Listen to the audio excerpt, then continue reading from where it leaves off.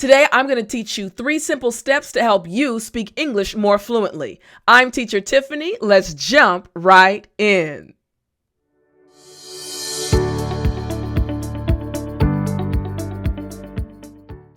All right, 3 simple steps to help you speak fluently in English. Step 1, focus on your interests. Step 2, don't stress. And step 3, provide good content. Now let's dive into step number 1, the focusing on your interests. What you need to do is read and talk about your current interests in English. This will help you stay focused, speak with more confidence, and remain consistent. So let's break this down a little bit more. Think about what you are currently interested in right now. I've mentioned so many times before that I love cooking and that I love food. Maybe you also enjoy food. Maybe the food in your home country is amazing. So you already have thoughts and ideas about the food of your home country. So when you're studying English, if you learn words or phrases related to that topic, you will grasp them faster and be able to use them quicker. Here's the thing. Again, when you're focusing on your interests, not only will you grasp information faster, you'll also stay more focused. Why? Because the information that you're interested in is not boring. That's so important when you're trying to become fluent in English. Also, you'll gain more confidence. Think about it. When there's something that you are sure of, something that you're interested in, something that you know a lot of information about, when someone asks you a question about that topic, you answer, "Oh, I can tell you all about that." It doesn't matter that it's in your second language or your third language being English, because you're already interested in that topic. And it'll also help you be more consistent and you won't get bored. So let me show you some example conversations that can stem from your interests. Here we go. For example, my interests currently, some of them are reading, basketball, and cooking. Now, again, I told you all how much I love basketball. I played it my entire life. So these are 3 things that I'm interested in right now. So how can we use these interests to have better fluency in English? So let's say, for example, we were talking about reading. What you can do is describe the most recent book you read and why you liked it. Now, whatever that book may be, you were interested in it, which is why you picked it up to read it. So all of the information is already stored in your brain. Now you just have to tweak the information just a little bit to explain it in English. Well, what about basketball? Do we talk about a basketball game? Or we can actually talk about how you fell in love with basketball. You see what's happening, right? The topic, the interest is there, but there are many ways of talking about that interest because you know so much about it. For example, for me, I fell in love with basketball when I was very young. I still remember watching my dad playing all the time at the park every weekend with his friends. And I was like 3 or 4 years old. So I fell in love with the game watching my dad.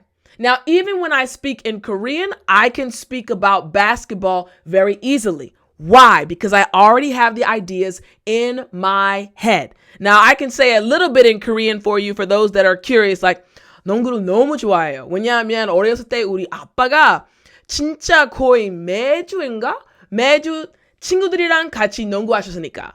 So what I said was, I'll translate, don't worry. I said, I really love basketball. Then I said, wow, it's because when I was younger, my dad almost every weekend would play basketball with his friends. So I said that in Korean and I was able to switch that quickly. Why? Because I already have the ideas in my head and it's very interesting to me. And I'll be honest with you, I haven't spoken Korean in a while. Of course, basic sentences, but I'm back in America now. So I don't have the opportunity to speak as much as I did when I was in Korea. However, I'm so interested in basketball that my brain already has the information needed to speak about it, whether it's in English or in Korean. And the same is true for you when you focus on your interests as you study English. So what about cooking? The same is true. I could talk about the food that I cook best. I love to cook salads. I love to cook Mexican food. I love to cook Indian food. And these are things that I think about on a regular basis. So I'm just switching to the language I'm learning. And that's what you need to do. Again, step number 1, focus on your interests and you'll start speaking fluently in English. Now, I do want you to remember one thing. Start the conversations about topics that you are interested in. This is so important for you to remember. When you get into a conversation with someone, when someone starts a conversation in English, you may feel a bit nervous. Well, it's okay. Take control of the conversation by kindly starting to talk about what you're interested in. Like, oh, hey, do you like cooking? I really love cooking. Tell me what you like about cooking. You've started the conversation about something you're interested in. Now, I want to challenge you all. Again, this is something that I feel is very important for you to be interactive and to participate. So again, step number 1 is to focus on your interests. What I want you to do is in the comment section, that's right now, tell me your top 3 interests right now. Again, by recognizing and knowing what your interests are, you'll be able to find out what you need to focus on when you're studying English. So in the comment section, write your 3 top interests right now. I put reading, basketball, and cooking. But what are your 3 top interests? Now, there is a prize. So I'm going to pick one winner. Now, everyone who participates, you'll have the opportunity to get an amazing coupon code. This episode is being sponsored by Cambly, and you all know how much I love Cambly. They have amazing tutors from America, Canada, Australia, and they will help you practice what you are learning. But they wanted to give one student an amazing prize. So everyone that puts in the comment section their top 3 interests will have the opportunity to possibly win a 60-minute, that's right, free 60-minute tutoring session with a Cambly tutor. Again, I believe that as you're learning, you need to put into practice what you're learning. So all you have to do is right now in the comment section, type your 3 top interests. And 24 hours from now, I'll select a winner, and that winner will get a free 60-minute tutoring session with Cambly. Cambly, thank you so much for partnering with me. You know how much I love you all. All right, so again, guys, number 1 is focus on your interests. Now, as we move on, we have to go to step number 2, which is don't stress. That's right. Don't stress. Now, this is so important. Here's the thing, guys. Instead, you need to enjoy speaking in English. You see, when you stress, you also stress your brain. I'm going to explain that a little bit, so stay with me. When I say you stress your brain, think about it. When you're stressed, maybe you clench your fists, right? You get a little nervous, start breathing a little heavy, but your brain also gets stressed and you're not able to think clearly when you're feeling all of this stress. This makes it, again, difficult to think clearly. However, when you are relaxed, you are able to speak in English more fluently. Now, stay till the end. I'm going to tell you guys a story about this during story time. I have a story about when I felt stressed and I wasn't able to think clearly. So let's look at different ways you can practice being stress-free. Here are some methods that I like to use. Again, ways to eliminate stress. These are called stress relievers. So you have short breaks, watch movies, and track your progress. So the first one, short breaks. Figure out how long you need to relax, whether it be minutes, hours, days, or weeks. Now, this is something that is very, very important for your English language journey as you're studying English. Now, I know that you are an amazing student and maybe you've been studying English for months or years and you've been studying very diligently. But there are times when you feel a little bit overwhelmed. You feel a little bit stressed. You feel like, I really just want a break. Now, if you've been studying, for example, for several months, you need to take a few days where you don't do anything. You don't study anything at all. If you're studying one day and you've been studying for 6 hours, you need to take about an hour break. You have to give your brain an opportunity to relax. Think about exercise. Again, I tell you all the time how much I love sports and exercising. When you're exercising, right, you push the body really hard, whether it's running or weightlifting or doing something strenuous, right? But you can't do that all day, every day. You push, push, push, then you relax. Push, push, push, then relax. The same is true for your English language journey. As you're studying, you have to have moments where you just relax. Take breaks. It's so important. Several months ago, well, maybe about 3 months ago, I took a break. I took a vacation. And a lot of you all knew that I hadn't taken a vacation in almost 2 years. But my family, my friends, and everyone was telling me, Tiff, you have to relax. I love what I do, but they could see that I was actually getting a little bit stressed. They said, take a week off and don't do anything. Whoo! It was such a good stress reliever to take that break. Sometimes you need to do the same thing. Maybe you're wondering, teacher, how is this break going to help me speak English fluently? Well, here's what happened to me when I took that break, that vacation. When I came back from the vacation, I had tons of ideas and ways to improve the business that I was working on, ways to serve you better. Why? Because I gave my brain a chance to relax. The same will happen for you. You're taking in so much information and it's great, but you need to give your brain an opportunity to process the information, to relax and see how it can connect to other information that's already in your brain. Your brain has triggers. You're putting more information in and it needs to connect those pieces of information. So when you take that short break, it allows your brain to make those connections. Now, another stress reliever is right here. Simply watching movies or watching something that you enjoy.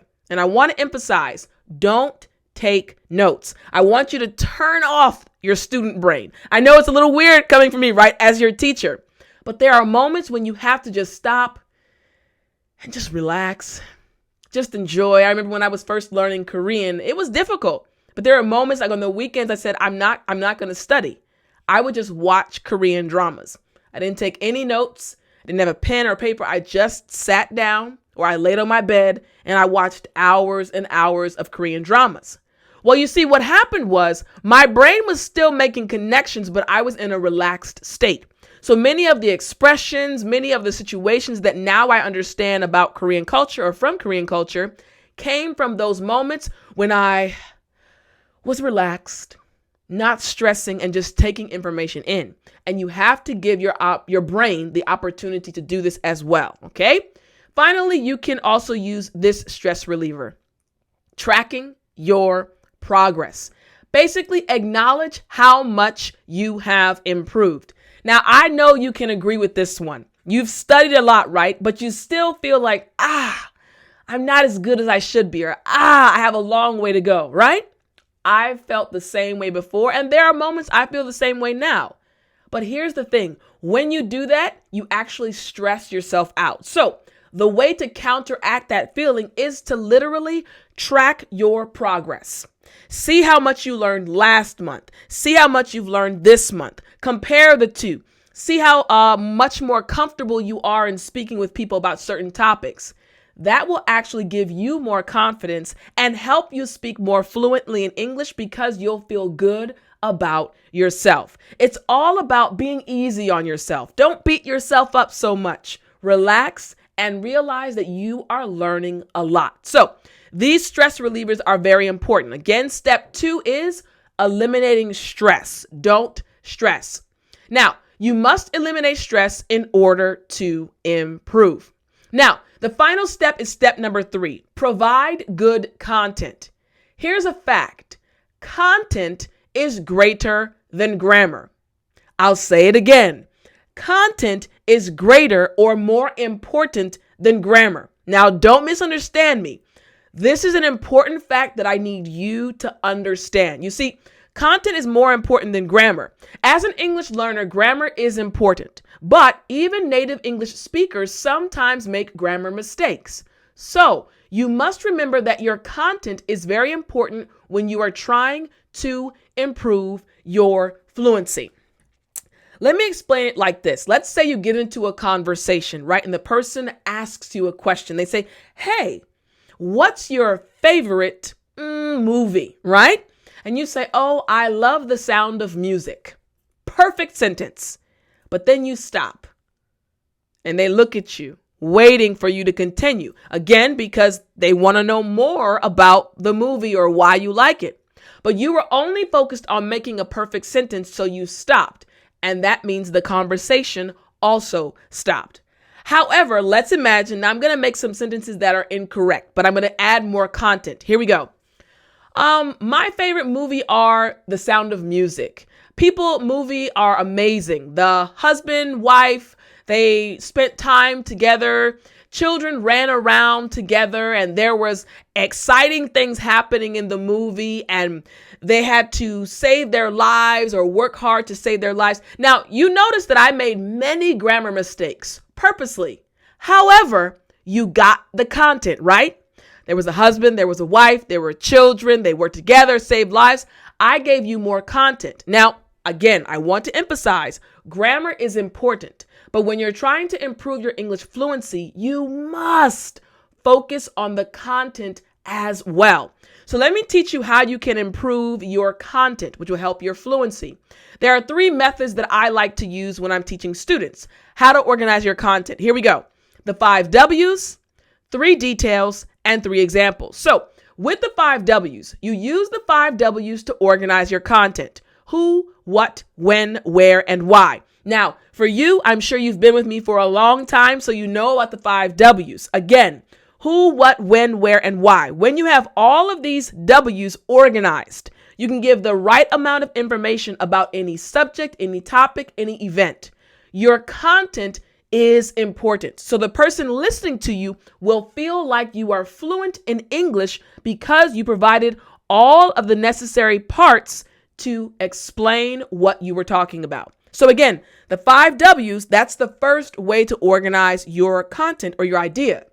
Now, the 3 details is another way of organizing your content. Think about the 3 most important details of the topic you are discussing. This is so important. So again, let's go back to what I talked about earlier with cooking, right? I said I enjoy cooking Mexican food, for example. All right, well, if I want to speak fluently about this topic and I choose 3 details, I can give you 3 details about Mexican food or 3 details about my favorite Mexican food, right? For example, I love taco salads. Taco salads are really good because they have so many different ingredients all put together. Next, I really enjoy Mexican food because I had it all throughout my younger years. I was raised in Arizona, true. And well, when I was younger, I was from birth to about 6 years old, I was in Arizona. There were a lot of Spanish and Mexican people in Arizona, so my mom learned how to cook authentic Mexican food. So Mexican food became a part of my life. I love Mexican food. So again, I'm giving you more details and you see what's happening, right? You're learning more about me, more about the topic, and I'm speaking fluently about it. 3 details. Now, the other thing is 3 examples. Think about 3 examples related to the topic you are discussing. This is another way to improve your fluency. Again, organizing your ideas, no matter what the topic is. If the topic is basketball, again, I mentioned that earlier. If that's the topic, well, 3 examples. Maybe I can tell you 3 examples of games that I played in throughout high school and university. Again, you want to think about things related to your interests and organize your thoughts either based on the 5 W's, the 3 details, or 3 examples.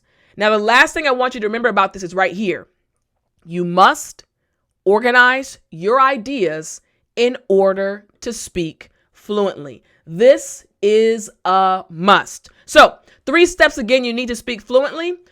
1 of your interests, focus on your interests. Number 2, don't stress and provide good content. Again, number 1 changed a little bit, right? It's okay. You knew. Focus on your interests. Now, I hope these 3 steps help you speak more fluently in English. Remember, I'm always here to help you. Don't forget the challenge. In the comment section, write your 3 current top interests. And remember, I'll pick 1 individual to get the free 60-minute tutoring session with a Cambly tutor. But don't worry, everyone that participates will have access to some coupons that will be amazing. Guys, thank you so much for joining me. I hope this lesson helped you, and I want you to speak fluently. So I'll see you next week. But as always, remember to speak English.